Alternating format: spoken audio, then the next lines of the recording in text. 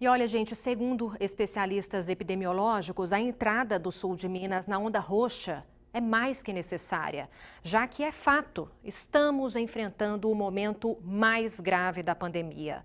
Os números de casos e de mortes pelo novo coronavírus não param de subir, gente. Nós convidamos o Sinésio Inácio da Silva Júnior, professor de epidemiologia da Unifal, para falar mais sobre isso. Olá, professor, boa tarde, bem-vindo. Boa tarde, Suzana. Boa tarde, Francisco. Professor, a gente viu então a situação de Varginha, única cidade do sul de Minas que não aderiu à onda roxa. Qual a opinião do senhor em relação a isso?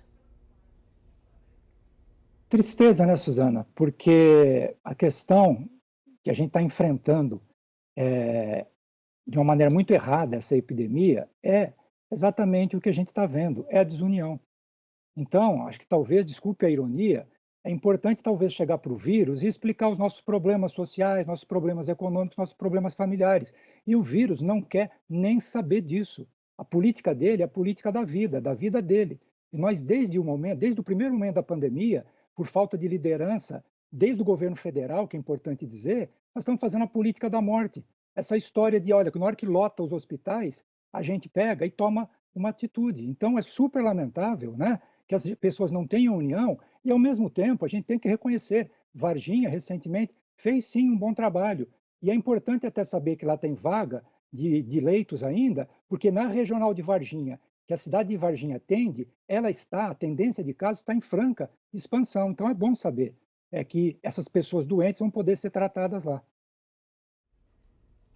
Corrigindo, professor, eu falei agora que Varginha foi a única cidade do sul de Minas que não aderiu à onda roxa. A correção é: Varginha é a única entre as maiores cidades do sul de Minas que não aderiu à onda roxa. Eu queria saber mais sobre o senhor em relação aí à importância dessa onda roxa. Olha, a questão da onda roxa, né, que é um lockdown, uma mineira, né, que nós estamos fazendo, né, que isso em termos de lockdown, como países da Europa fizeram com sucesso, ainda é muito baixa. Para ter uma ideia, nós estamos atualmente em torno de 30% de isolamento social, quando seria necessário 70%. Então, isso que você noticia, né, Suzana, e é realmente esperado, não só no sul de Minas, não só Varginha, outras cidades, e nas 853 cidades de Minas, várias vão nessa onda de não adesão também tomar essa posição. Nós agora já realmente temos que questionar muito se essa medida, ainda mais por 15 dias, ela vai ser eficiente, né? Porque se não houver um esforço integrado, mais uma vez nós vamos associar esforços importantes com fracasso.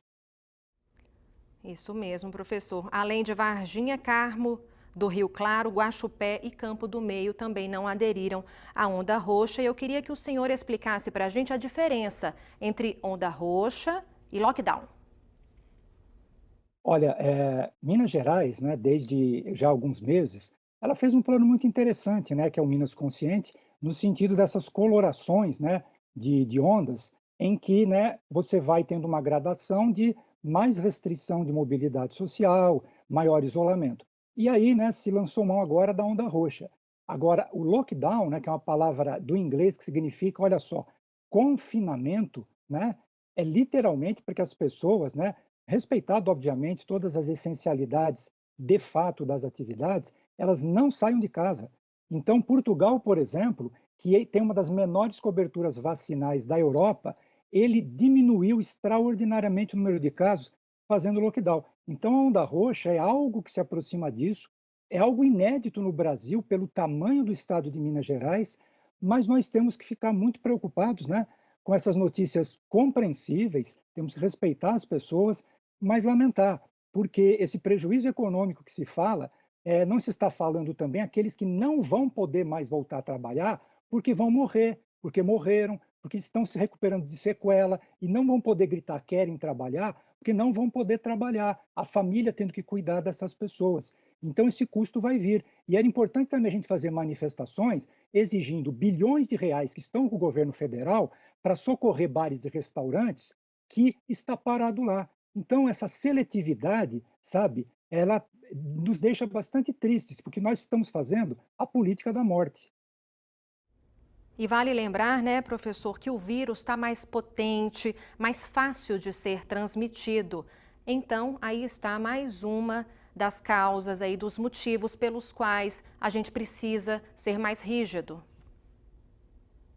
Sem dúvida, Suzana, essa sua observação talvez seja, né, a mais importante nesse momento, porque não é simplesmente a gente diminuir o número de casos, que deve sempre ter sido, né, e não foi, a medida a indicar se a gente afrouxa ou aperta as medidas, né, de prevenção. Mas diminuir casos no momento em que uma variante que pode chegar, atenção, a ser 100% mais transmissível, uma variante que começa a se acostumar ao nosso sistema imunológico, que pode prejudicar inclusive a eficiência de vacina, anticorpos criados por pessoas que já tiveram a doença começam a não proteger mais essas doenças.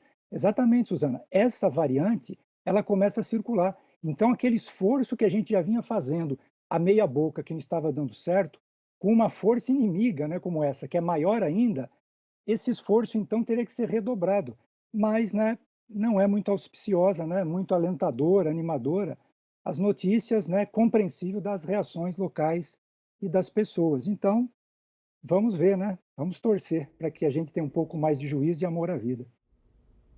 Pois é, professor. E os cuidados nas residências, eles também continuam sendo essenciais, né? Já que a ideia da onda roxa é manter as pessoas em casa.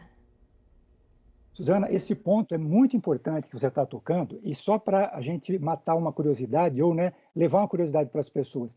Na série histórica de isolamento social da Secretaria de Estado da Saúde, que ela está fazendo desde meados de julho, imagina que foi exatamente entre Natal e Ano Novo, atenção, que houve o maior isolamento social.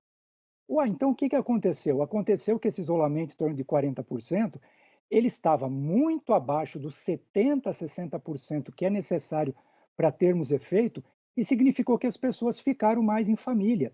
E aí nós vimos, né, o estrondo, né, em termos de aumento de casos. Agora é muito importante essa observação, porque não podemos também nos enganar. Com esse aumento do isolamento, as pessoas, obviamente, vão ficar mais dentro de casa. Então, as famílias têm que ter cuidado de manter uma boa ventilação, de fato ficar com aquele núcleo familiar com o qual já se vive. Esses encontros familiares, né? Nesse sentido, muitas vezes o comércio tem razão, porque os encontros familiares, essas reuniões, são mais transmissíveis, muitas vezes, que uma visita, claro, a um comércio. Então, nós temos que ter esse cuidado e a consciência que no início, né, dessas medidas aí que se aproximam, em que aumentará esse contato das famílias, dos familiares, melhor dizendo, entre si, alguns casos vão realmente acontecer. Então, que a gente mantenha, mesmo em casa, mais difícil para aquelas famílias que moram em casas menores, mais pobres, mais uma casa bem ventilada, tenhamos os devidos cuidados, mas a gente não pode desanimar. Agora, não vamos fazer reuniões familiares além daquelas com as pessoas e os parentes com os quais a gente já vive. Consciência e responsabilidade, né, professor? Mais do que nunca. Obrigada, boa tarde para o senhor. Boa tarde, Suzana. Muito obrigado. Eu que agradeço.